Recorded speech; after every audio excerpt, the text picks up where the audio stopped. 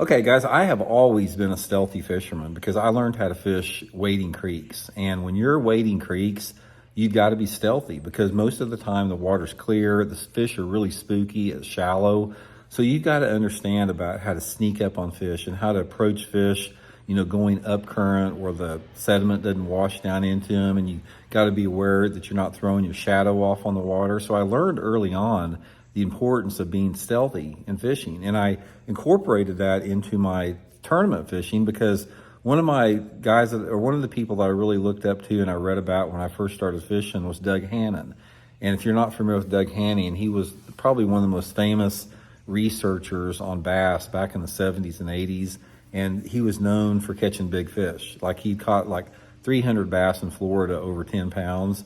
And Doug fished out of a camouflage flat bottom boat, and he wore camouflage clothes when he was fishing. And he talked about how